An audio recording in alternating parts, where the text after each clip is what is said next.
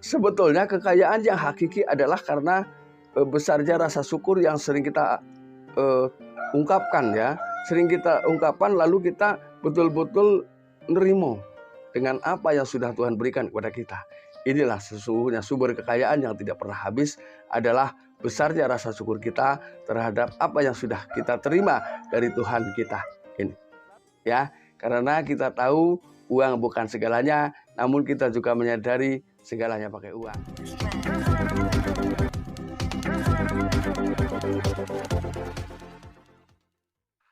Assalamualaikum warahmatullahi wabarakatuh. Kembali lagi bersama saya Kang Kumis. Kali ini Kang Kumis kembali bersama sahabat semua, tentunya di channel Kang Kumis, channel yang selalu membahas seputar kehidupan rumah tangga, percintaan, hingga masalah perselingkuhan. Nah, pada kesempatan kali ini Kang Kumis ingin membahas mengenai 8 kebiasaan buruk yang sering dilakukan sehingga membuat orang tersebut merasa kesulitan ya, tetap dalam kondisi yang kesulitan, artinya tidak atau sulit mendapatkan sebuah kebahagiaan atau kemakmuran dalam hidupnya. Nah, lalu kebiasaan buruk ini apa saja sih?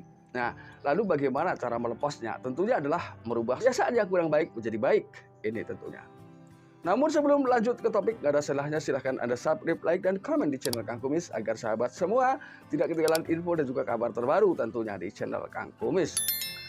Ketika kita ingin jujur dengan diri kita sendiri, ya, jujur tidak ada seorang pun yang ingin hidup miskin atau susah. Nah, makanya tidak heran ketika setiap orang berlomba-lomba mendapatkan sebuah kekayaan. Bahkan ada yang sampai menggunakan cara-cara yang kurang terpuji. Ya, ini terpaksa dilakukan karena mungkin dirinya enggan hidup miskin. Nah, lalu untuk menghilangkan ya kebiasaan-kebiasaan yang kurang baik agar kehidupan kita ini bisa berubah, kira-kira apa saja? Ya, di sini ada 8 poin yang perlu Anda pahami. Yang pertama biasanya adalah kurangnya rasa syukur yang timbul dalam diri seseorang, sehingga apapun yang sudah diberikan, rezeki yang sudah diberikan seakan-akan selalu merasa kurang. Padahal barang siapa yang rajin untuk bersyukur kepada Tuhan, maka Tuhan akan memberikan atau menambah nikmat tersebut. Ini kadang adalah hal kecil yang memang terlihat mudah untuk dikatakan, tapi memang pada prakteknya cukup sulit ya. Jadi kadang kita hanya selalu menggerutu dengan apa yang sudah kita dapat. Ini yang pertama. Kemudian yang kedua adalah kurang berdoa. Kemudian kurang ikhtiar.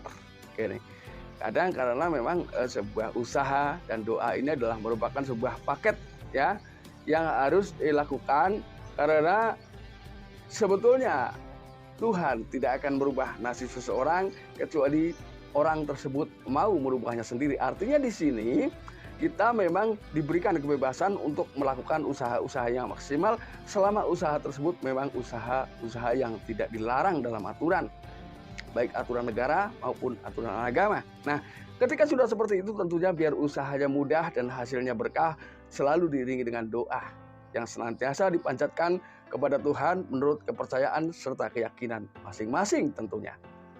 Kemudian yang ketiga, mungkinkah kita hidup susah ini karena kesalahan atau dosa-dosa kita di masa lalu? Kita tidak pernah tahu itu ya.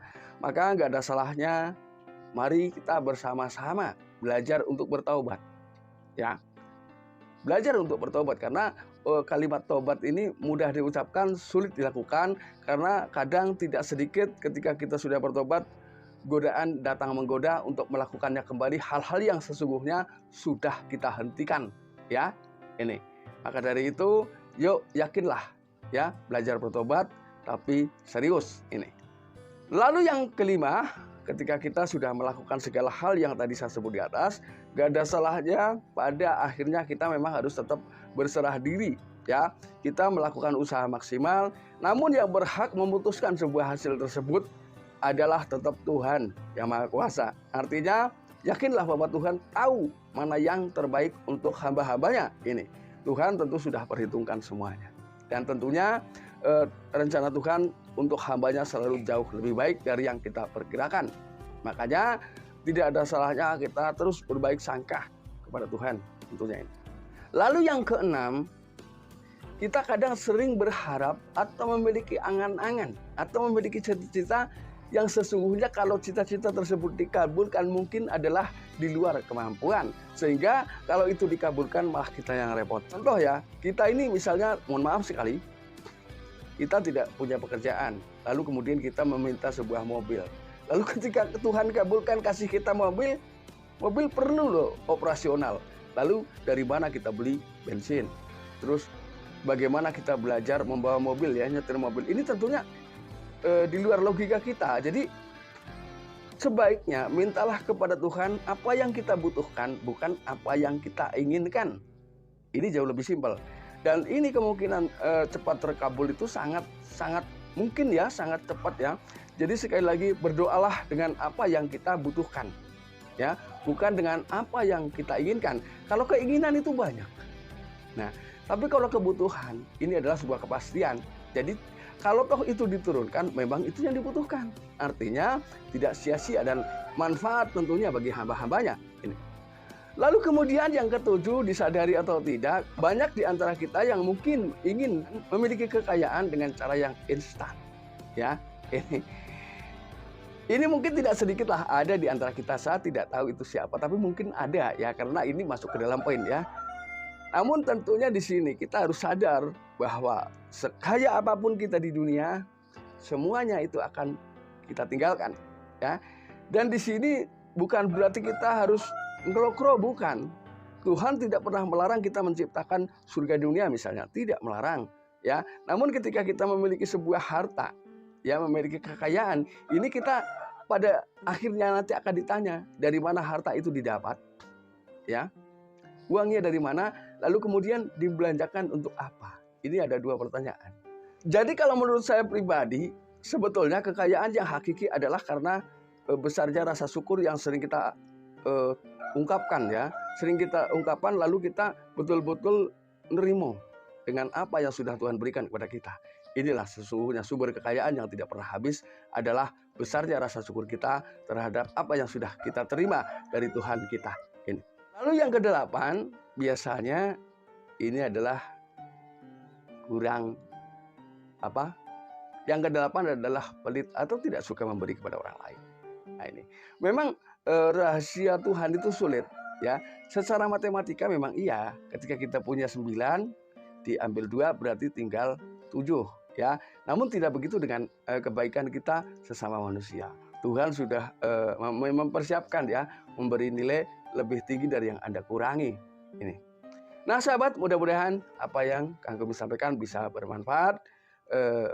Tentunya Kang Kumis mohon maaf yang sebesar-besarnya karena mungkin ini sedikit melenceng dari tema biasanya ya.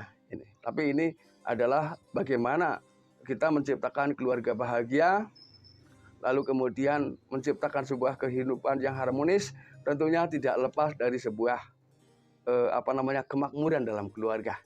Ya, karena kita tahu uang bukan segalanya, namun kita juga menyadari segalanya pakai uang.